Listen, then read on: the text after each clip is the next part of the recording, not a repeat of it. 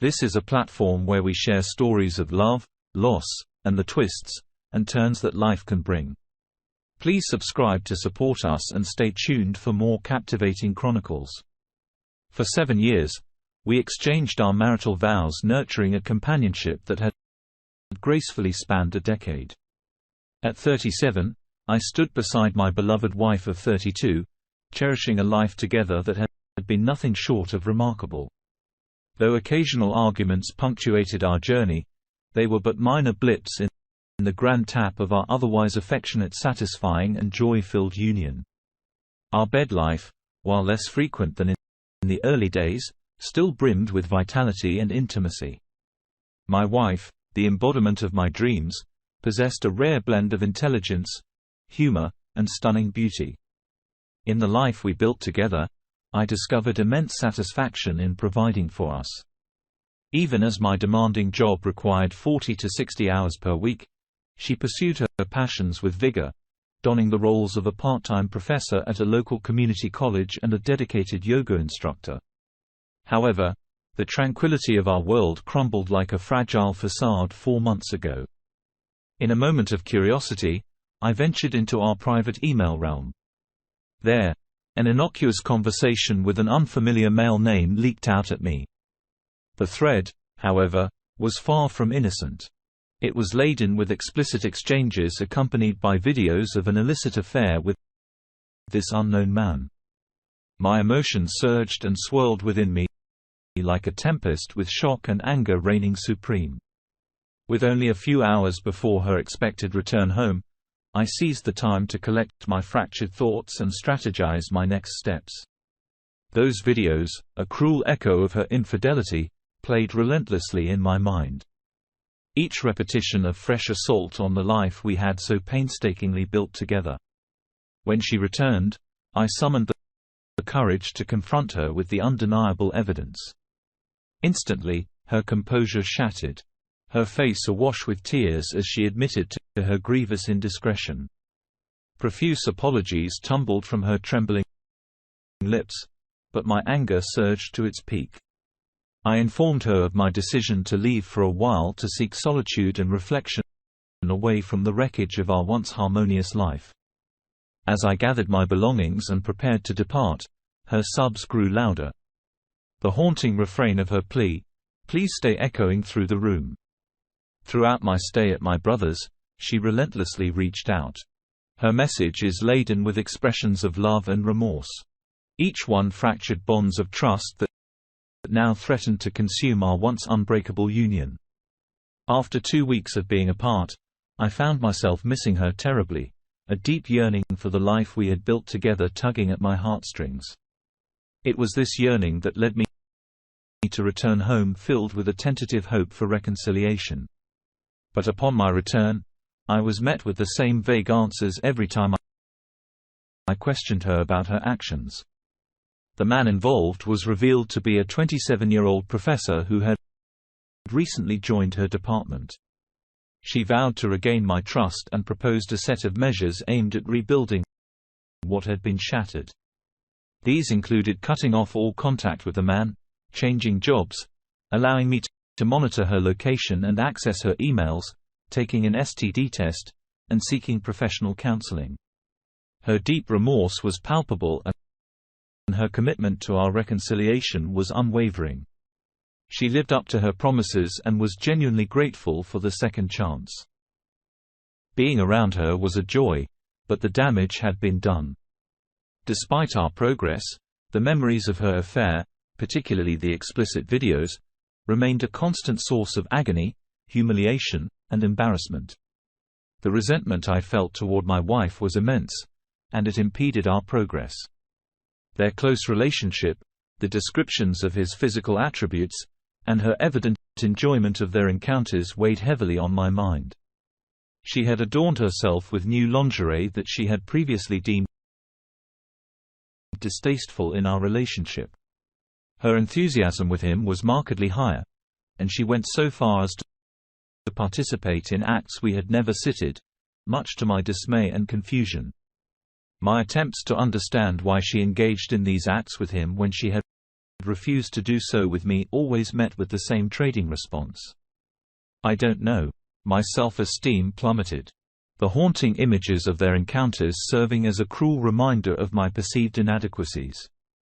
Our intimacy suffered as a result, and my mind was continuously plagued with the thought that I might not have been enough for her. The fallout of my wife's infidelity was a wound that had festered, leaving us both in a state of emotional turmoil and uncertainty about the future of our relationship. Our attempts at reconciliation felt like a futile effort to mend a broken relationship.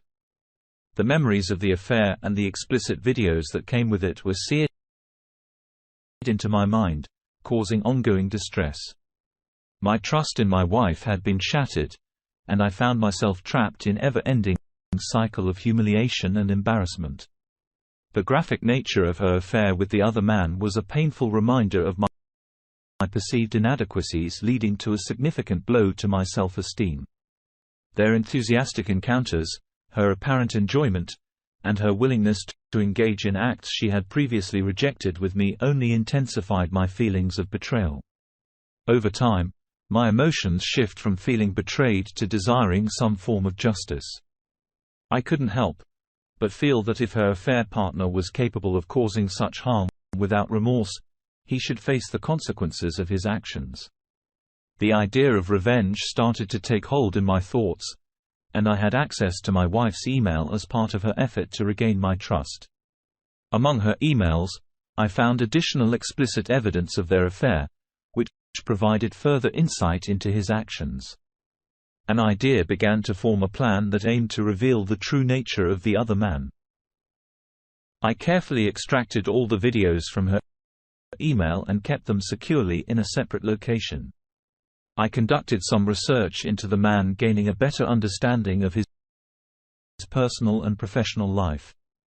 It was disheartening to discover that he was also married, which meant his actions had not only affected my marriage, but his own as well. An idea began to take shape in my mind, a plan aimed at exposing the professor for his actions. I meticulously extracted all the videos from my wife's email and stored them securely in a separate undisclosed location. I also delved deeper into researching the man, gaining insights into his personal and professional life. To my dismay, I discovered that he too was married, which meant his actions had not only violated my marriage, but also his own. The desire for some form of retribution began to consume me, and I started to compile a list of contacts. This list included the professor's students, his co-workers at the university, and most significantly, his wife. Each person on that list would receive an email offering an unfiltered glimpse into the professor's true character. The process of preparing for my retribution was painstaking, involving the creation of an anonymous email account to ensure that my actions couldn't be traced back to me. As I drafted the email, I carefully chose words that were as cutting as the evidence I was about to provide. With each passing day, a grim sense of satisfaction replaced my feelings of victimization. I was no longer a passive victim, but a man reclaiming his dignity. When the time came, I sent out the emails. Each recipient received not only the explicit videos, but also a detailed account of the professor's affair with my wife. In the immediate aftermath of my retribution, the reaction was swift, brutal, and far-reaching. The emails with their lurid and explicit content spread across the university community faster than wildfire on a dry Californian day. The scandal set off a chain reaction within the academic community that was nothing short of astonishing. Ripples of shock and disbelief emanated from the heart of the scandal, touching everyone in their path and leaving them in a state of stunned shock. The professor, once a respected academic authority, found himself suspended, pending an investigation. His reputation, carefully built up over years of dedicated service and perceived integrity, was now tarnished beyond recognition. He was faced with allegations of immoral conduct that overshadowed his previous achievements and thrust him into the limelight for all the wrong reasons. A man who had been trusted to guide and educate the next generation was now seen as a predator, a wolf in sheep's clothing. The students who had once looked up to him turned against him with a vengeance. Their respect and admiration were replaced by deep-seated disgust and a profound sense of betrayal. They protested his presence, refusing to attend his lectures and demanding his expulsion. Some even went as far as to boycott his classes entirely, while others took to social media to express their anger and disgust. The man's colleagues were no less merciful.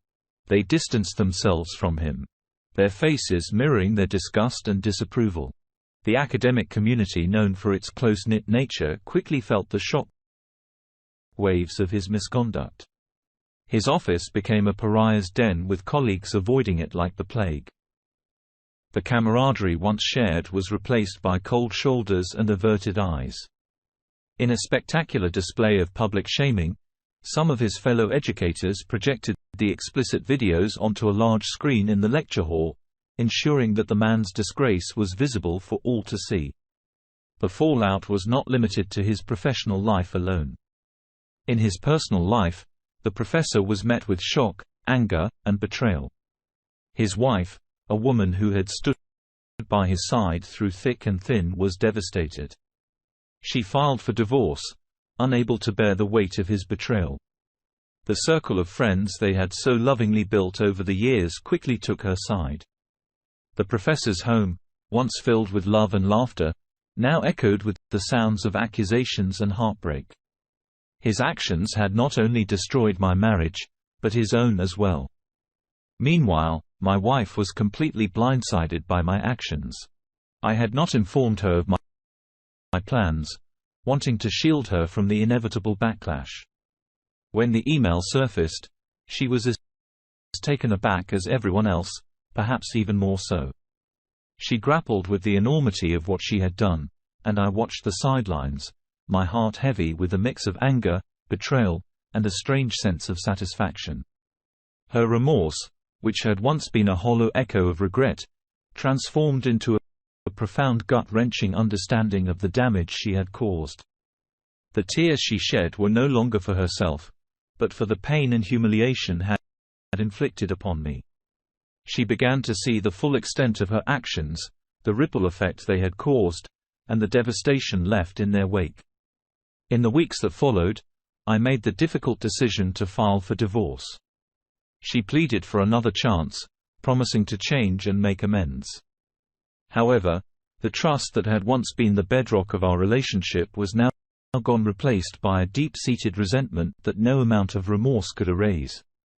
The divorce proceedings were a stark, painful reminder of the love that had once blossomed between us. As I watched her across the room during those proceedings, I saw not the woman I had fallen in love with, not the woman I had vowed to spend the rest of my life with, but a stranger. I felt a profound sense of loss, not just for the woman she had become, but for the woman she used to be, the woman who had filled my days with laughter and my nights with warmth. She had been my partner, my confidant, my best friend. Now she was a ghost, a painful echo of the past. In the end, I walked away with a heavy heart. Our marriage was over, reduced to a pile of divorce papers, and a string of broken promises. But as I walked out of the courtroom, I realized that I was also walking away with my dignity intact. I was no longer just the man who had been betrayed, but the man who had stood up against betrayal. I had exposed the man who had wronged me, and I had held my wife accountable for her actions. The following months became a period of healing and self-discovery. I recognized the need for therapy to confront the emotional turmoil that had consumed me, working through feelings of betrayal, humiliation, and inadequacy. Reconnecting with old friends provided solace and understanding, offering a sense of connection and support that was deeply needed. I immersed myself in my work, finding a renewed sense of purpose and fulfillment in my professional achievements. Slowly, but surely, I began to rebuild my life break by break. I turned my focus inward, embarking on a journey of self-discovery that proved to be as enlightening as it was painful. Over time, I started to understand that my worth was not defined by my wife's actions. I was not the man her infidelity had made me believe I was. I was not inadequate or insufficient. I was deserving of love, respect, and loyalty. Assumed my every waking moment gradually lost their grip on me. They were replaced by a newfound sense of self-worth and self-respect stronger than any blow my wife's betrayal could ever deliver. In the end, I emerged stronger and more resilient. I was a man who had faced the worst kind of betrayal and had come out on the other side, not unscathed, but unbound. I had reclaimed my dignity and my self-respect, proving to myself that I was enough. I wasn't just a survivor of infidelity. I was a man who had turned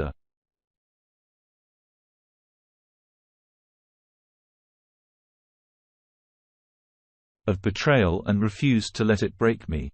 Life after the divorce was a strange new reality that I had to navigate. My home, once filled with shared memories and laughter, now echoed with silence, a stark reminder of the void her absence had left.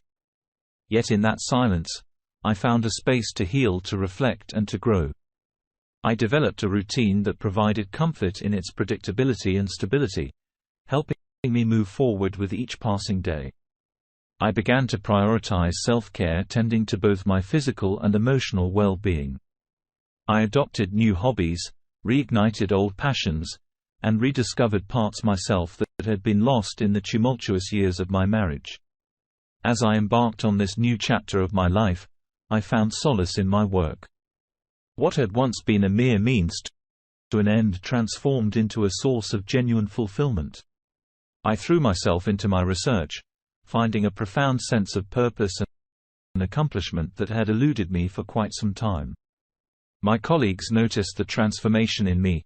Their respect for my resilience and determination added to my growing sense of self-worth. It was as though I had rediscovered my identity and in doing so, had gained a newfound strength. This journey of self-discovery and personal growth had not only helped me heal from the wounds of betrayal, but had also led me to a place of greater confidence and self-assuredness. Dear listener, if you have reached this far, please consider subscribing our channel, as it helps and motivates us to continue our work.